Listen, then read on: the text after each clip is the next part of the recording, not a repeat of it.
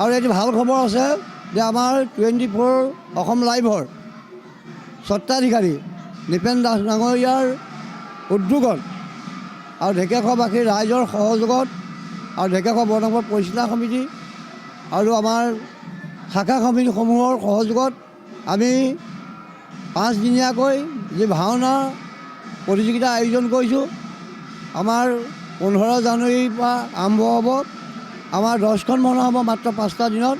ইতিমধ্যে পাণ্ডুলিপিৰ যথেষ্টখিনি আহিছিল, তাৰ পৰা বাছনি কৰি পেলাই আমি 10খন ভাওনা নিৰ্বাচিত কৰিছোঁ। তেওঁলোকক প্ৰথম আৰু দ্বিতীয় তৃতীয় আৰু এককভাৱেও আমি তেখেতসকলক পুৰস্কৃত কৰা হ'ব। সেইখিনি আমি যিজনে আমাৰ এই গোটেই মহৎ কৰ্মভাগ এখন ভাওনাৰ 7টা বৰসভাৰ সাৰ তেখেতৰ 10খন ভাওনা আগবঢ়াই যে সেৱা ল'বলৈ বিচাৰিছে, তেখেতৰ পৰিয়ালবৰ্গ আৰু তেখেতৰ কৰ্মকৰ্তাসকল দুপে আগবাঢ়ি যাওক, প্ৰভু ভগৱন্তই মংগলে ৰাখক আৰু আমি আশীৰ্বাদ প্ৰদান কৰিলোঁ। আৰু এই ভাওনা সমাৰোহত সকলো আহক, সকলো আহি পেলাই দলে বলে আমাক ইয়াত ভাওনাত অংশগ্ৰহণ কৰক আৰু আমাক প্ৰতিটো মুহূৰ্ততে সজ দিহা পৰামৰ্শই আগুৱাই নিব বুলি আমি কামনা কৰিলোঁ। সেয়েহে আমাৰ ৰংগমঞ্চত আমি ভাওনা অনুষ্ঠিত কৰিম, সকলোৱে চাবৰ পৰাকৈ ব্যৱস্থা কৰা হৈছে যে তাত আমাৰ বয়সস্থ পৰা ধৰি কণ মইনামণিসকলে তাত ধুনীয়াকৈ চাব পাৰিব। সেয়েহে আমাক কৈছোঁ যে আমি প্ৰতিটো মুহূৰ্ততে আমাক সকলোৱে সহায় কৰক।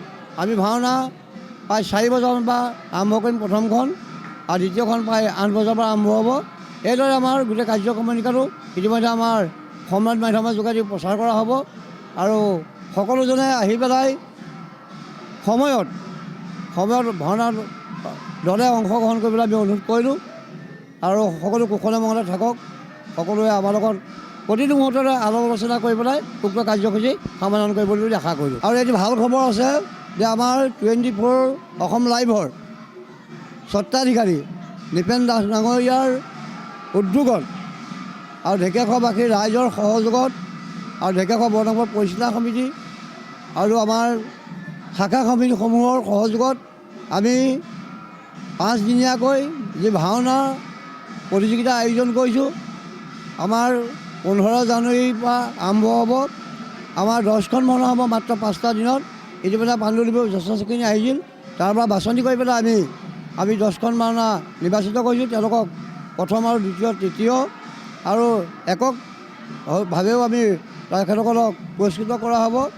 সেইখিনি আমি যিজনে আমাৰ এই গোটেই মহৎ কৰ্মভাগ এখন ভাওনাৰ 7টা বৰসভাৰ সাৰ তেখেতৰ 10খন ভাওনা আগবঢ়াই যে সেৱা ল'বলৈ বিচাৰিছে, তেখেতৰ পৰিয়ালবৰ্গ আৰু তেখেতৰ কৰ্মকৰ্তাসকল দুপে আগবাঢ়ি যাওক, প্ৰভু ভগৱন্তই মংগলে ৰাখক আৰু আমি আশীৰ্বাদ প্ৰদান কৰিলোঁ। আৰু এই ভাওনা সমাৰোহত সকলো আহক, সকলো আহি পেলাই দলে বলে আমাক ইয়াত ভাওনাত অংশগ্ৰহণ কৰক আৰু আমাক প্ৰতিটো মুহূৰ্ততে সজ দিহা পৰামৰ্শই আগুৱাই নিব বুলি আমি কামনা কৰিলোঁ। সেয়েহে আমাৰ ৰংগমঞ্চত আমি ভাওনা অনুষ্ঠিত কৰিম, সকলোৱে চাবৰ পৰাকৈ ব্যৱস্থা কৰা হৈছে যে তাত আমাৰ বয়সস্থ পৰা ধৰি কণ মইনামণিসকলে তাত ধুনীয়াকৈ চাব পাৰিব। সেয়েহে আমাক কৈছোঁ যে আমি প্ৰতিটো মুহূৰ্ততে আমাক সকলোৱে সহায় কৰক। আমি ভাওনা প্ৰায় 4 বজাৰ পৰা আৰম্ভ কৰিম প্ৰথমখন, আৰু দ্বিতীয়খন প্ৰায় 8 বজাৰ পৰা আৰম্ভ হ'ব। এইদৰে আমাৰ গোটেই কাৰ্যক্ৰমণিকাটো ইতিমধ্যে আমাৰ সংবাদ মাধ্যমৰ যোগেদি প্ৰচাৰ কৰা হ'ব।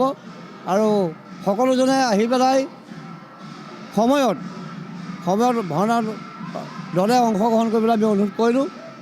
আৰু সকলো কুশলে মংগলে থাকক, সকলোৱে আমাৰ লগত প্ৰতিটো মুহূৰ্ততে আলোক আলোচনা কৰি পেলাই উক্ত কাৰ্যসূচী সমাধান কৰিব বুলি আশা কৰিলোঁ।